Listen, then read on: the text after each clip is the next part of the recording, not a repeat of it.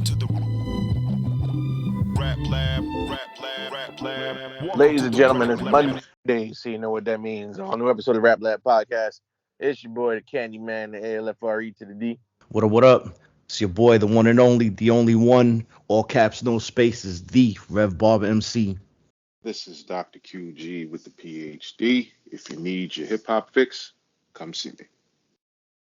And today's topic, ladies and gentlemen, we talking about albums that was advertised but never came out. This episode was written into raplabpod@gmail.com uh, by Rashid from Springfield, Massachusetts. Rashid, we definitely appreciate you writing in. And if you want a topic that you want to hear, make sure y'all write in at raplabpod@gmail.com, Instagram DM raplabpod, or hit us up on Twitter at raplabpod. So just want to give a shout out to Rashid because this was his idea and brainchild. So the criteria for today's episode, we're going to talk about, you know, album that we may have seen online in a booklet from another album that was advertised, even on TV that was mentioned that never saw the light of day, and we'll talk about why it's significant and yeah. So and give our thoughts on it and what it could have been. So we'll start off first with the Dr. QG. Talk to us, man. What's your first pick?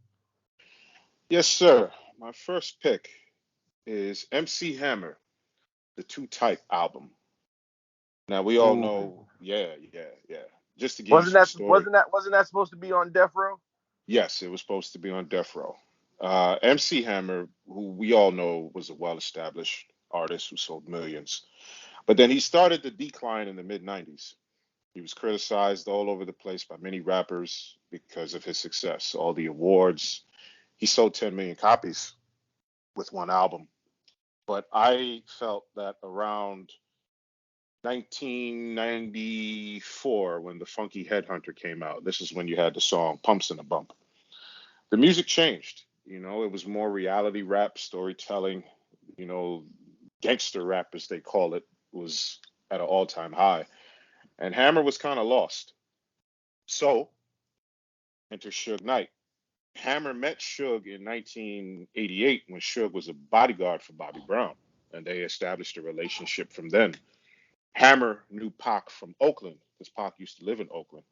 So Pac wrote a majority of the songs. Johnny J, who was Pac's exclusive producer, produced the tracks. And the songs leaked on YouTube. You could actually find the whole album online. One of my favorite songs from it is a song called Too Late Player with Big Daddy Kane, Tupac, Mm. Nutso, and Danny Boy singing the hook. You could actually go on YouTube and see video footage of Pac recording the vocals for the song Too Tight with the singer Nancy Fletcher. And, Hammer was concerned, though, about the lifestyle of Death Row. This was about 1995 going into 96.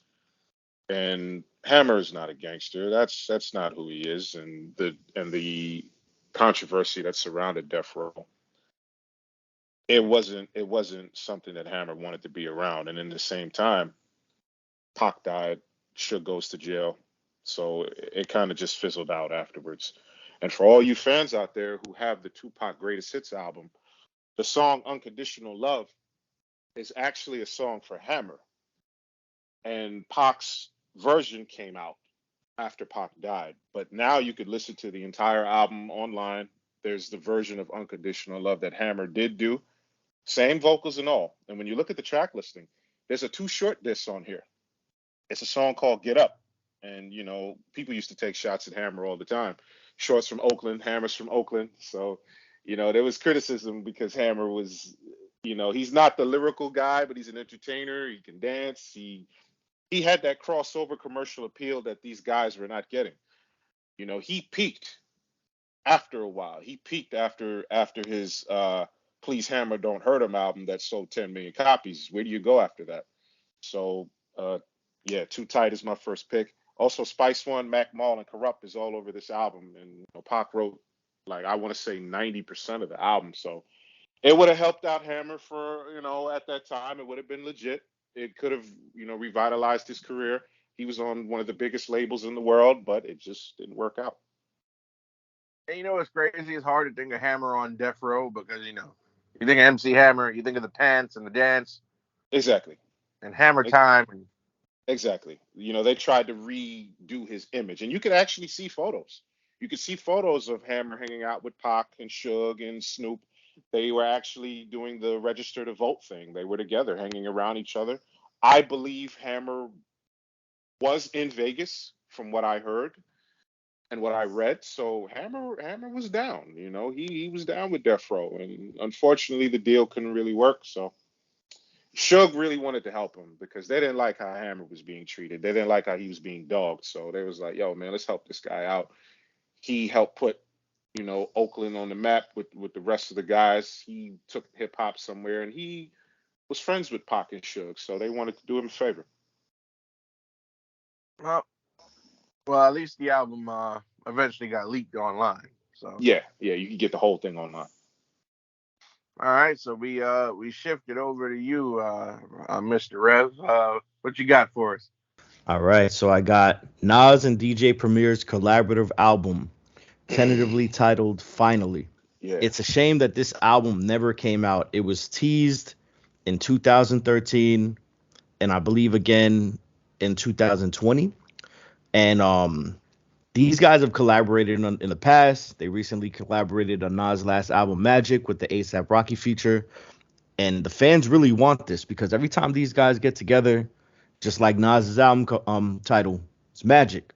They do amazing work together. And a big surprise for me was that, DJ Premier wanted to be on Life is Good. And I guess he gave Nas a cut and he didn't make the final album track list. But with two hip hop heavyweights, it's kind of like wanting like LeBron and KD on the same team. I know that's kind of like present day news and there's rumors and stuff. Will it happen? We'll see. And that's kind of like with the Nas and DJ Premier album. Will it happen? We'll see. They already have the title called Finally, which is a perfect album title for it. And I don't understand with the collaborations between these artists and labels because we recently spoke about how Pete Rock or his estate is suing Nas's estate for samples on Illmatic. I just don't get how, because these guys are brothers, like real life homeboys. They can't just put whatever legalities aside or put the time aside and just give us this. I just feel like it's not fair to the listener because this is something that not only we will enjoy and cherish because whatever they do, I feel like it's going to be amazing. Primo rarely misses. Nas lyrically rarely misses. And as of late, it seems like Nas is doing the Benjamin Button because he's getting better as age is going on. Mm-hmm. So I actually feel like Nas's later catalog is way better than his middle catalog as far as Streets Disciple, Godson, that whole era. And the N-word tape, which he released too. I just feel like it'll be a cherry on top of Nas's career. I know these guys are getting older, vocals change, times change, but this is something we need. Maybe they have some records cooped up that they would like to leak, but yeah, that's an album I really anticipated, and every time I hear about it, it's kind of like it just gives me the blue balls, man, because we ain't ever see it. Yeah, man. And I'm sorry, guys. I just want to ask Rev this question. It kind of bugged me out too that we never got that album because I'm sure you remember this. You remember when they were on the cover of Scratch magazine together? Yeah, that's what we all thought was coming. Yeah, I thought it was going to be on the way. Let me ask you this question though, and Candyman, you could chime in too. Why did we never get a Gangstar and Nas song? Guru. You think so? I think so, yeah. Because they could have been collaborated from then, and I'm like, how come we never got it? I thought that would have eventually happened. It's Guru it's a shame. It got to be Guru because look how many times Nas and Primo worked together. Exactly. Guru also, remember, he distanced himself from Premier doing his Jasmine Taz albums. I know that's something he did even while they was a group, but he focused more on that. And then, unfortunately, he worked with Solar with a couple of his projects, and maybe we could save that for another episode because he died shortly after, and there was a lot of things tied in connection with Solar. But just jumping back to the scratch issue that was in 2006. So this album has been teased for decades upon decades, and I definitely would have loved the Gangstar collaboration too. I think it would have fit just like the perfect puzzle piece. But maybe Al is right as far as Guru. I stated on, I believe, the last podcast or the one before about how these artists didn't really like to collab with each other back in the day because they were being ultra competitive with each other. That might have had something to do with it too. True. And you know what the worst part is? As time is moving on, we're probably not going to get this album because Nas is not rapping over beats if Hit Boy don't do them. Yeah, Nas is all about moving forward. He doesn't even, from what I tell in the interviews, he doesn't like going back to the past. Like people say, oh, why don't you, call Large Professor or call Pete Rock or call Primo or call LES. Like Nas always likes to move forward. Like those songs are classics, they're timeless, but he's always looking, like Rev said, he's getting better with age and he's doing different things. So yeah, he loves working with Hit Boy, and him and Hit Boy have great chemistry, and apparently it's very successful. He got a Grammy for it. Yeah, we'll see. I mean, I would hopefully they would do a full-fledged project before something untimely happens because like I said, everybody's getting old. Like Rev said, everybody's getting older now, Yeah. so would be good. All right, I guess it's my pick now. For you listeners out there, I'm gonna need y'all to do me a favor. When y'all get a chance, you go on YouTube. This album that I'm about to bring up doesn't have a name. It was only mentioned once, but it was mentioned on national television. And the artist who was gonna drop the album didn't even know that this album was supposed to be. Oh. So Puff Daddy I knew it. was on Yo MTV Raps with Biggie and Craig Mack. So Ed Lover asked Puff Daddy, so what's coming up next for Bad Boy? And you see in the corner of the screen, Craig Mack is sitting in the sofa chilling. And Puff Daddy's like, yeah, Craig Mack working on an album. And as soon as he says Craig Mack working on an album, it's getting ready to come out. The look on Craig Mack's face was priceless. It was priceless. You would have thought Craig Mack seen a ghost. Oh man, like first of all, I don't even know what Craig Mack was doing, but his head was down. The minute Puff Daddy told Ed Lover, Craig Mack album coming out soon. Craig Mack been working on an album, it's coming out soon. He picked his head up and had the most shocked expression on his face, like he seen a ghost. I remember that. And then Craig Mack later, crazy. when somebody asked him about it years later, he was like, I wasn't working on no album. Oh man, and it wouldn't make sense anyway for that time because Flavor in Your Ear, it was a platinum selling single. The album went gold, and then Big dropped his album. So it's like, why would he hurry up and do another one afterwards when he's still, reveling in the even though Project Funk the World didn't do the numbers Ready to Die did, but still, there'd be no Bad Boy if it wasn't for Craig Mack. That was the first single. So I think he was just enjoying that. So it's like, there's a new album coming out. I'm ready to get back in the studio. This is news to me. So that face he made, I mean, I think he also scratched his forehead. He was like, "What?" No, he scratched his nose. He scratched his nose. I was like, he was so confused with that when Puff made that announcement. I was like, "Oh man, bro." I don't know if Puff knew what he was saying or he was just talking to talk, but yeah, he was just doing PR.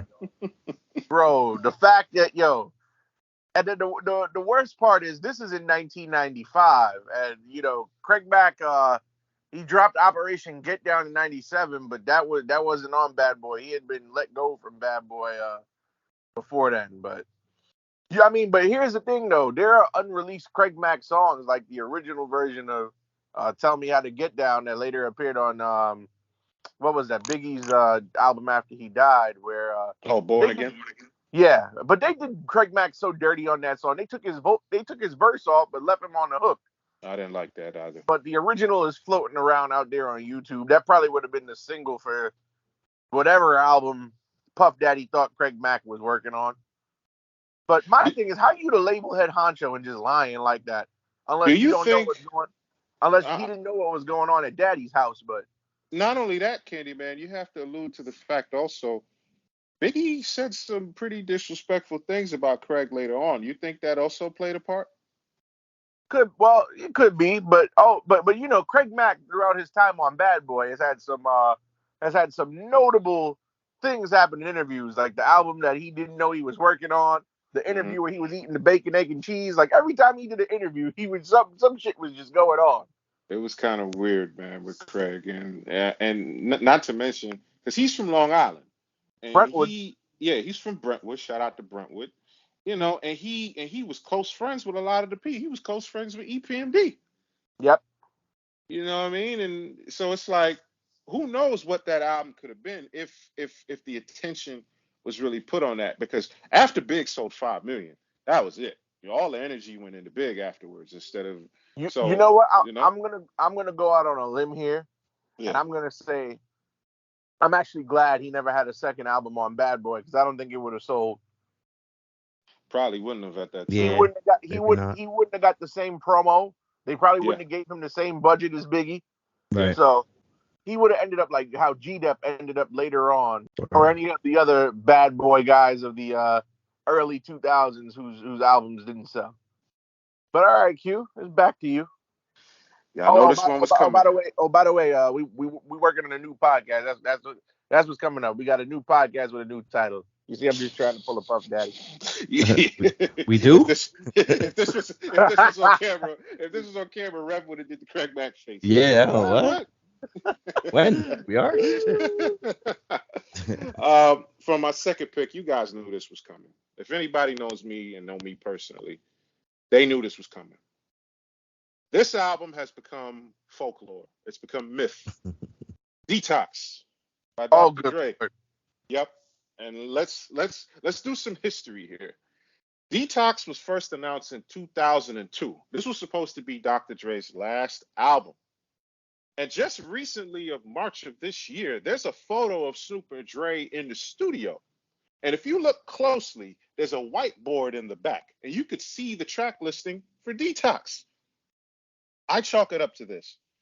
We know Dr. Dre is a perfectionist, and it was supposed to be every 10 years he releases a record. If you do the timeline from The Chronic to 2001, and then nothing came after that. He was just in full production mode. People gloss over the Aftermath album because it was all over the place. And Even it's not a Dre, true Dr. Dre album either. It's a yeah, compilation. yeah, it's a compilation. And Dre's addressed it on record. When my last CD was out, she was a bumping me. He let that be known on Forgot About Dre. And then the Chronic 2001, it was supposed to be the Chronic 2000, but with issues with Death Row at the time, Dre just changed the name and he just What up, put Big it Shug? he just put it to 2001. On the Apple podcast show, The Pharmacy, this is a quote. He said, "The reason that Detox didn't come out was because I didn't like it. It wasn't good. The record, it just wasn't good. I mean, seriously, I worked my ass off on it, but I didn't think I did a good enough job. I couldn't do that to my fans. I couldn't do that to myself, to be honest. I think Dre is a guy that's constantly working, and he just waited too long to drop it. And after a while, music changed, sound changed. Will it work? He did the Compton album because he got inspired by the Straight Compton movie, and this is considered a follow-up to 2001. And in 2018, he was teasing new songs. And then after the Compton album, he released this joint called The Contract, which is a soundtrack to the Grand Theft Auto game. There's a special mode in Grand Theft Auto where you have to find Dr. Dre's phone. And on the phone is a lot of music on there. And you play as Franklin for all you San Andreas fans out there. So Wait, hold on. So in Grand so Theft Auto, you got yeah, to find the phone, and yeah. Detox is on the phone. I didn't say Detox. I'm just joking, bro. I didn't say Detox. I mean, it's basically the songs from the contract album. Like it got stolen, and you have to find it. It's actually a pretty fun mode for those that want to play. And the people that were supposed to be on Detox, and the songs have leaked all over the internet. You got Nas, you got T.I., you got M, you got Snoop, you got 50, you got Corrupt, you got Q-Tip, you got Marsha Ambrosia, you got Mary J. Blige, you got Jay-Z, you got Wayne, and you got Game. He shot 2 videos, Kush and I Need a Doctor. So I'm thinking, okay, the album is finally about to come out. There was a delay in 2002 and in 2003. We first got Cube saying the album got delayed because he was supposed to drop an album on Aftermath, like a one-off, but that didn't come out. And then supposedly the beats he had for Detox, he gave to 50 Cent for Get Rich or Die Trying, and supposedly he gave them to the Game for the documentary album in 2005. And other producers such as High Tech, Knox, Just Blaze, Scott Storch, all of them were on the album, and they've all laid comments about it. Busta Rhymes was supposed to have vocals on it, but then there was a delay for Detox because the Big Bang album was coming out. So I remember back in 2005 at the MTV Awards, Dre made an announcement when he got the Icon Award. He was like, "Detox is coming." And DJ Quick was there for some of them sessions, and he said, "Yo, Dre's using real instruments. He's got real players coming in there." He says, sound-wise, it's better than 2001. I love the song "Topless," which was leaked out, featuring Nas and T.I. I thought that was refreshing. And it's just become a myth now. And he was doing Dre beats, the commercials, the Dr. Pepper commercials. So at this point, it's all out there. What's the sense of putting out a Detox album where you can just go on YouTube and just find a whole bunch of songs that you never heard before? So, I don't think we'll ever get that album because For the it record, leaks so many much, man. Go ahead. Yeah, that Kush track was garbage. He could have not let us hear that because after like that, I'm like, I don't know if I want Detox for real. Detox is the equivalent of a kid asking their parent for a toy, and the parent keeps telling the kid, "Yeah, I'll get it." And then by the time the parent is ready to give the kid the toy, the kid then grew up to be a teenager. Right. Yeah. It's kind of like the joke they made about the Friday film franchise. God bless John Witherspoon. He says, "Oh no, we can't do another Friday because the midget who was in Friday, he's probably grown up by now. They took him." Oh shit. That's what he said. God bless John Witherspoon for that. But I love Dre, man, and I wish that album would have came out. I was looking forward to it. I'm sure everybody else was looking forward to it, but creative juices. Oh man. All right, Rev. Next one is on you. So we're gonna stay with the Dr. Dre wave over here. I'm gonna go with Rakim. Oh my God. This was worked on between 2000 and 2003. Everybody was anticipating this album. Rakim had put the single out with, actually, Truth Hurts put the single out featuring Rakim. Mm-hmm. Rakim was on Jay-Z's The Watcher Part 2, which is Dre produced. And then he also was on the 8 Mile soundtrack. And I believe 2002, 2003. Correct. There was a lot of creative differences between these two. And what Rakim did not want to do was be a beef rapper. And that's what Dr. Dre wanted, was Rakim to not necessarily get into beefs, but pretty much kind of show off his shit and remind cats of who he is. And Rakim did not want to go in that direction. It actually made Rakim appreciate Eric B more. And Rakim had stated that, because when Rakim would work with Eric B would just let Rakim do him.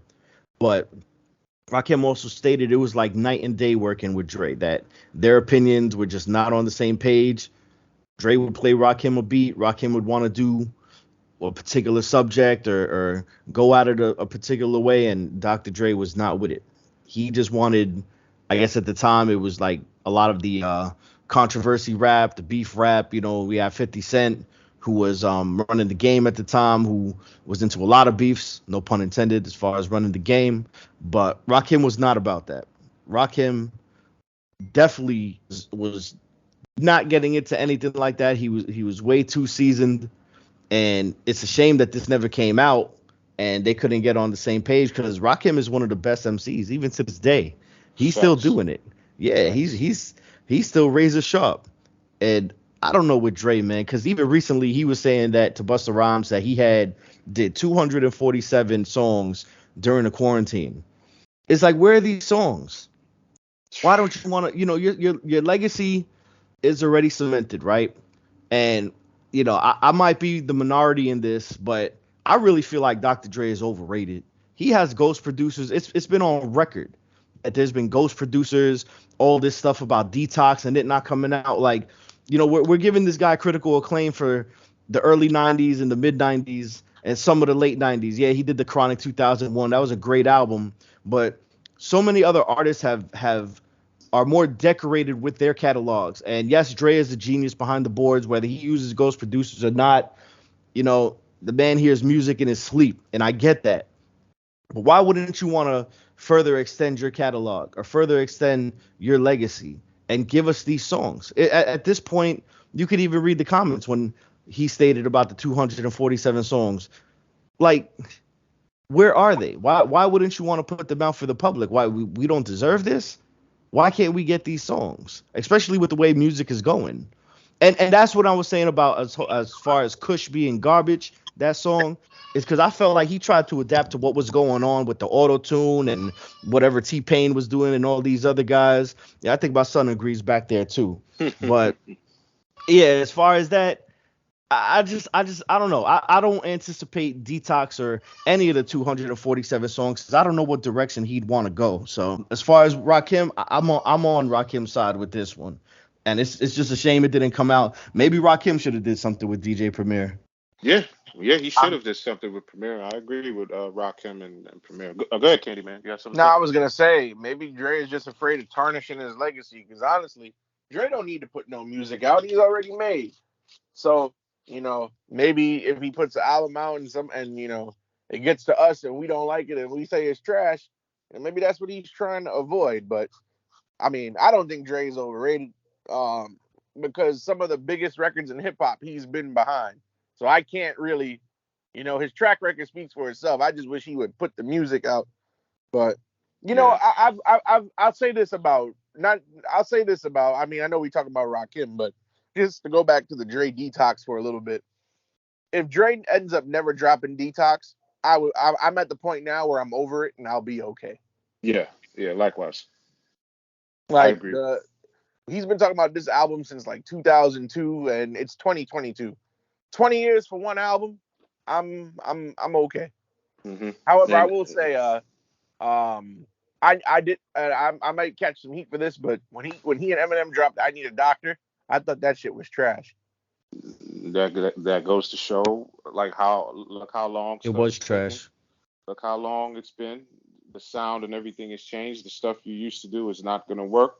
And I was digging the video because it told the story about how far Dre has come. He showed old NWA clips, old Death Row clips, and then he got into that car accident. He wakes up from a coma and he's rebuilding himself. So I got that part. But now I think hearing what you guys are saying about it, I'm sure he heard the same thing. And Dre, it's so hard to convince him to do a record. He went on the record in an interview and said he didn't even want to do deep cover, and look how big deep cover is. He didn't want to shoot the video, he didn't want to do the song, but Snoop had to convince him to do it, and it blew up. But let me not track away from Dre. Let me just focus on Ra because all of Rakim's albums with Eric B, I love him. And then when he came out with the 18th letter, even though it was good, it just didn't have that same feel. And Ra's Ra, lyricism, awesome. Even when I Be on the Mic came out with Premiere, I was like, oh man, this is the one right here. This is the Rakim I love. So I would have loved to seen him and Primo collab. And then when I heard he was with Aftermath, I said, okay, this gonna be something interesting. And I heard what you heard, Rev. I heard there was discrepancies about the direction.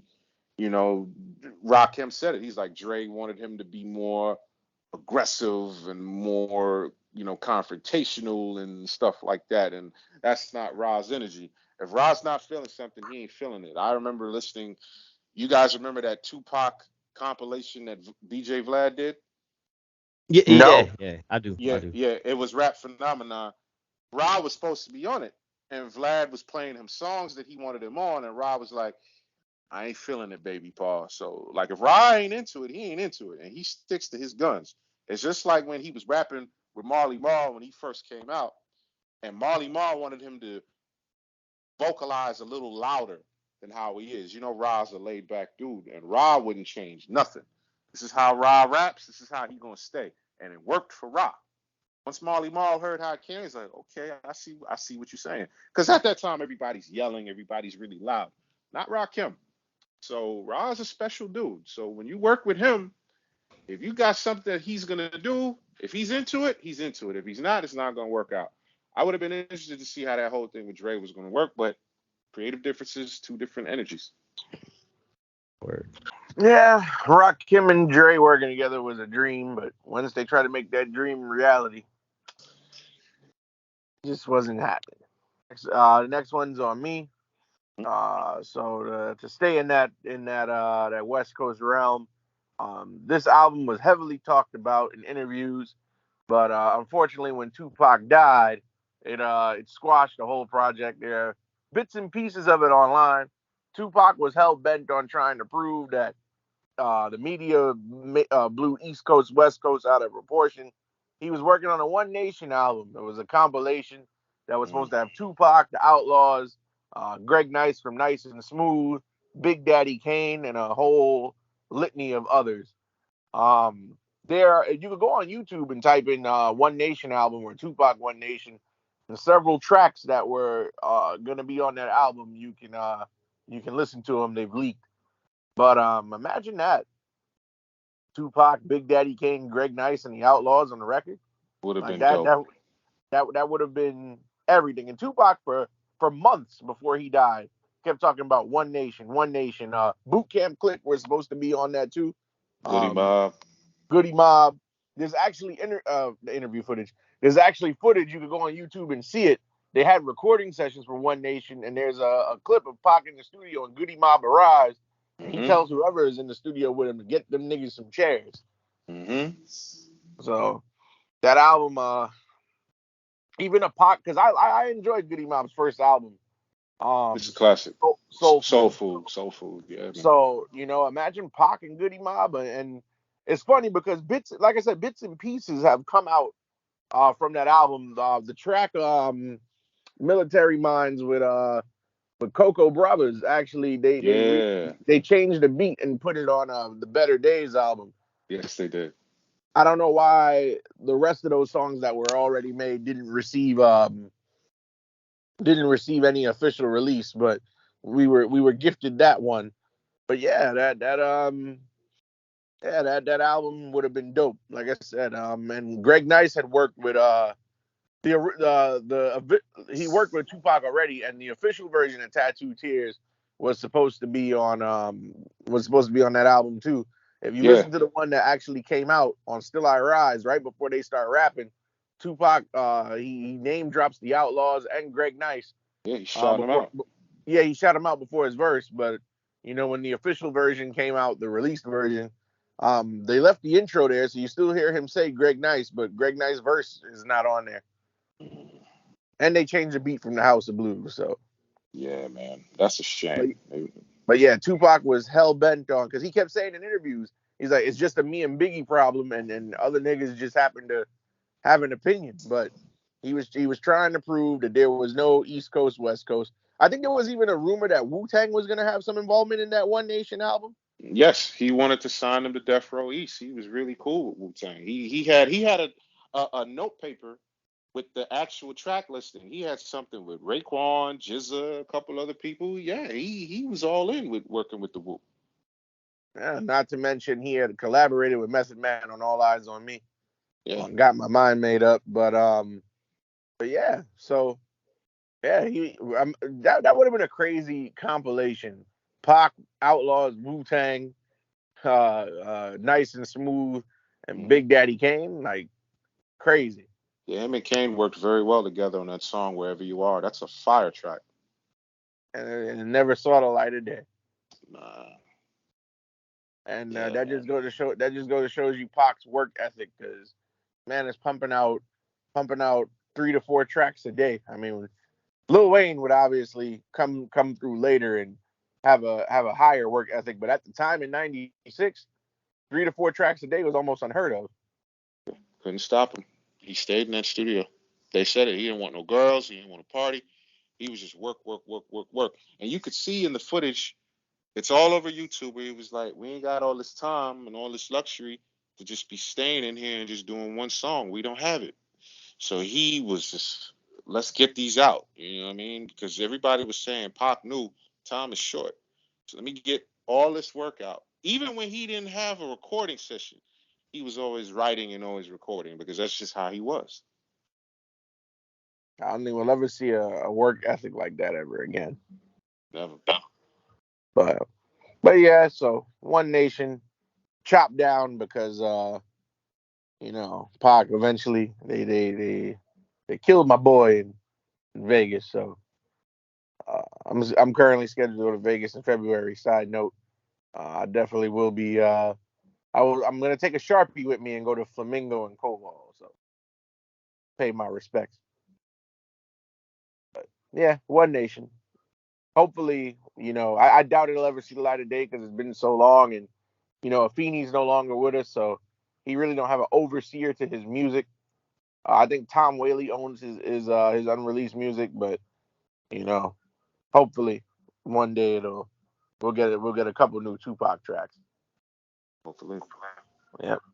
And by the way, to all you people out there who are believing that those are new Tupac pictures, y'all some real idiots. I just wanted to put that in there. Talk about somebody on Twitter said that Tupac had iPhone 13 in 1996. I saw that. But all right, Q. Last pick is on you. All right, is anybody here familiar with CRS? What in the hell is that? Child Rebel Soldier. This was supposed to be the Kanye West, Pharrell, and Lupe group album. Mm. And they were together working on this from 2007 to 2013. They actually released a single called. Now it's funny. You could call it Us Placers or US Placers, whatever you want to call it. It came out in 2007, and this actually made its debut on the Can't Tell Me Nothing mixtape that Kanye did. Lupe produced this song, and the song was supposed to have an English rapper by the name of Mike Skinner, but he couldn't make the session. So Kanye sent the song to Pharrell, and Pharrell did a verse for it, and they said, okay, we got something here. So they decided to form a group called CRS, Child Rebel Soldier. And the single made it to number 47 on the Billboard. And it was labeled as one of the best songs in 2007. The problem here was the labels. And this is the same issue that the firm went through. Because when you have an artist and they're on different labels, every label wants a piece. There's restrictions. So you got Good Music, which is Kanye, you got First and 15th, which is Lupe, and you got Star Trek, which is Pharrell. In 2008, there was a Glow in the Dark tour, and all three members of the group were there because this is a big tour. The tour also had Rihanna and it also had NERD. And in 2010, Lupe said that the album would not only just be an album, but it would have music videos. And then there was a third concept to the album, but he didn't really make it clear on what the third element of the album would be. They did a remix to a song called Everyone Knows, which is a nerd song. And there's a video that was directed by Hype Williams. Pusha T is in the video. And the video pays homage to retro video games. Donkey Kong, Space Invaders, and Galaga. You could actually see all that in the video. Here's another problem. Only 4 songs were done at the time because everybody was working on their own albums. Everybody was working on their own projects at the time. And the name of the album was called God Unwilling. And in 2010, Lupe went on a radio station in Vegas, Hot 97.5, and they asked him about the album, and he just kept giving them one word answer. Nope. That's all he kept saying. Nope. Didn't reveal nothing. And apparently the album got shelved. In 2010, we had another song come out, and it was called Don't Stop. And this was released during the Good Friday releases that Kanye was doing. You guys remember that? Oh yeah, of course. Yeah, Don't Stop was actually done in 2008. That's an old song that Lupe did, but it was just released. So now you fast forward, and now Kanye's working on Dark Twisted Fantasy, and they asked him about the album, and he said, the album is still on the table. But then Lupe got on Twitter and said, nope, the album is not coming out. I think everybody just had their own little things going on. They tried to get together to do it, but they just didn't find the time to do it. That's about it. So I'm interested to see how that would have worked, because you got Lupe and Kanye together at Chicago, and you got Pharrell, who's worked with both. He's produced for, Lupe, and him and Kanye are real close friends. So I'm sure if they would have just sat in there, buckled down, and said, okay, we're only working on this album, that's it, they could have got it done. But I think they had so many projects they were doing individually, it was impossible for them to focus on what they're doing there and then focus on this. Would we have even? Well, I'll ask y'all. Would y'all have wanted a Lupe, Pharrell, Kanye album? At that time, Yeah. yeah. Shit. Oh, for sure. Yeah. At that time, absolutely. That probably would have been a crazy production-wise album, and the way Lupe was rapping, bring it on. Okay. All right, Rev, we spin it to you. Yes, sir. Last pick. So these are two albums that got kind of tweaked, released, but it was tweaked, but it wasn't in the original album format. So we got a combination of Cormega, The Testament, and Method Man Tikal 2. And I remember these albums fondly because I was in the streets when these albums came out, and I actually came across both street teams. Cormega being from Queensbridge, which is right around Astoria, so I saw the promotion right in front of my face. And with Method Man 2, I've always been a diehard Wu-Tang fan, so same thing. Being in Manhattan, seeing the street teams hang this up, hearing Meth on promotional runs on the radio talking about it. But as far as Method Man goes, it seems like he just focused more on the acting and the Hollywood stuff, and later on released the Tikal 2000.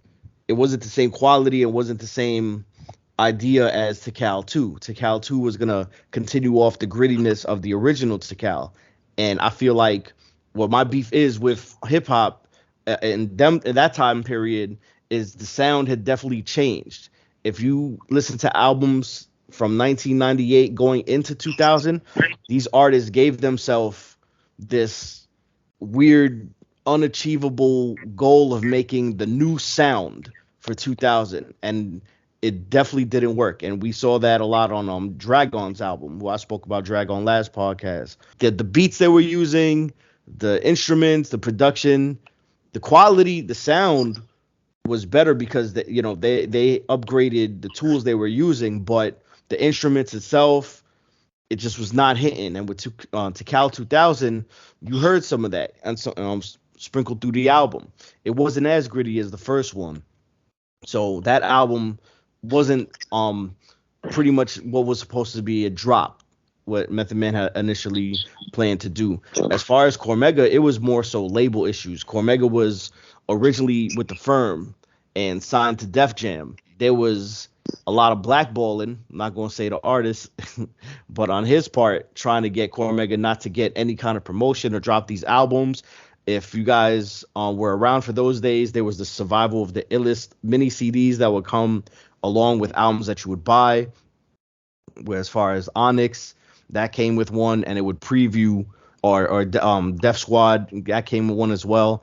It would preview some of the albums that were coming out on the label and give you little snippets of the songs, where Cormega had his snippets also on the Foxy Brown album too. And there was Dead Man Walking, there was the original Testament, there was a song called Cocoa Butter, which was supposed to be the one of the mainstream singles.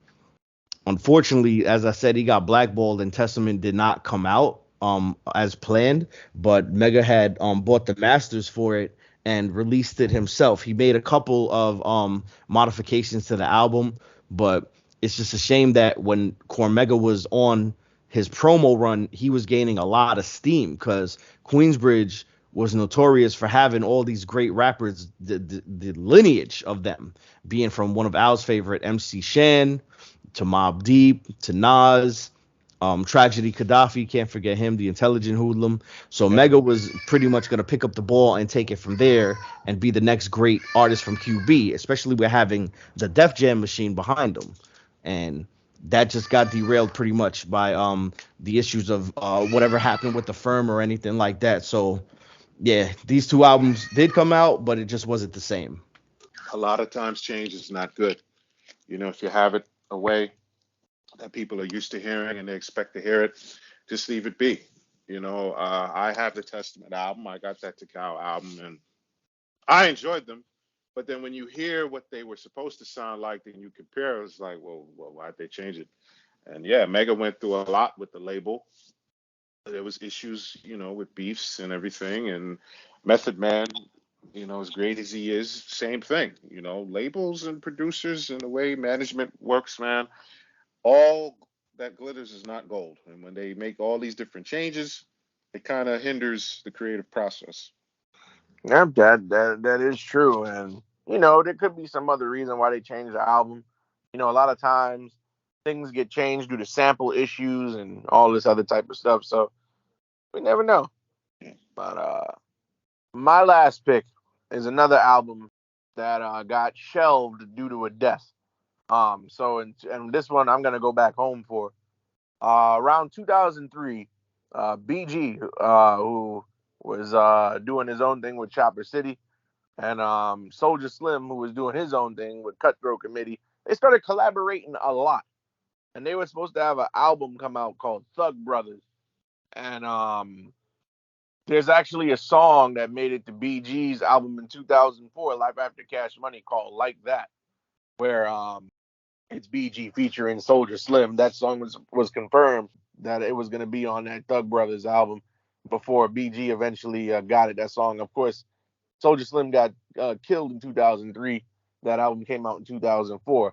But yeah, they were hanging a lot after BG got off of Cash Money. Even in on his album Living Legend, they got a song together called "You Not My Dog." I find it funny because sometimes the record labels they'll put out snippets of a record, or they'll give you like a CD, and they'll give you like a minute and 20 seconds of a preview of a track that's getting ready to come out. Right. That's how crazy the promo game was back then. But "You Not My Dog" is crazy. That song is only 2 minutes, and as the track fades out before the next track starts, you can hear clearly these niggas is still rapping, which I always found to be interesting. But yeah, man. Even in the video for "I Keep It Gangster," even though it's a BG solo song, in the music video, Soldier Slim is riding in the convertible with BG. There's also footage on YouTube that you can go see where BG and Soldier Slim are in a studio session. And then for some reason, in the middle of the studio session, Soldier Slim stops what they do and goes in the closet and pulls out an AK. Yeah. Wild boy. He a wild boy. Yeah, Soldier Slim was a wild boy. And yeah, man, that album, because like I said, they were working together heavy at the time period, around the time Soldier Slim got killed. But I mean, I know widespread appeal. Probably nobody up here would have wanted to hear that record. But for all my people in the NO, I know that album would have been big. Because again, you got a former Cash Money guy and a former No Limit guy. And at the time, nobody from the two sides was really doing anything. But BG, out of all of them, he started working with Soldier Slim and C Murder. So who knows what could have happened with that BG Soldier Slim album. That's an album that would have been an album for the streets though. Like had they been able to finish that album, that's not an album that was gonna go gold or platinum, but it would have been for the streets. That would have been a regional record. That would have stayed in New Orleans. I don't think it would have been meant to blow up, but Yeah. True. Totally. Like, unfortunately, they only had those two tracks, but there are rumors that more tracks existed because in that same footage that I mentioned where Slim pulls the gun out the closet, they had they had a studio engineer who was playing snippets of the songs already completed, and he went through like eight tracks. One of them ended up being Like That, which again was on the BG album, but the rest of them nobody has heard till this day. So somebody's got those tracks on a hard drive stored somewhere. I believe it. Somebody got them, and it would have probably opened up a lot of doors for the other artists too. Yeah, man. So and they had all producers who they were working with all producers who up until that point were relatively unknowns. Fun fact, I don't know if y'all remember Mr. Collar Park. Yes. He was doing production for that album years before anybody had ever heard him with Soulja Boy. So Yeah, I heard Collar Park with Bubba Sparks. yeah, so Collar Park was working with BG and Soulja Slim. So and they were also rumored to have production from KLC, who was on Beats by the Pound. So you know, again, who knows what they could have cooked up together. Yeah.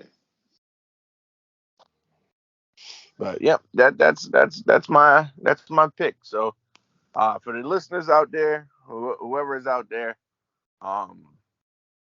if you got any albums that you think we should have mentioned, or if anything that we forgot or overlooked, hit us raplabpod@gmail.com, Instagram DM raplabpod, Twitter raplabpod, and again, shout outs to Rashid from Springfield, Massachusetts for the episode idea. And people, we taking ideas. So you got an idea? If the idea is up to Rap Lab standard, we'll do it and knock it out. Thank you for the email, and Keys, please keep bringing them in. We will answer them and we will go over them. Your topic, we will present it and do exactly what you ask, because Rap Lab is for the people. Yes, yep, sir. And don't forget, we got that new podcast coming. We don't know the new name or the new title or the new subject. You're gonna confuse the people, man. You're confusing me already. I'm just messing with you. I'm just being Puff Daddy on your MTG Rap. All right. If anybody believe that, I got a land out in Wyoming to sell for you. If you believe that story about the podcast. All right, Kanye. But hey, bring me Kanye's money. I wish, but all right. So we'll catch y'all next week. Peace.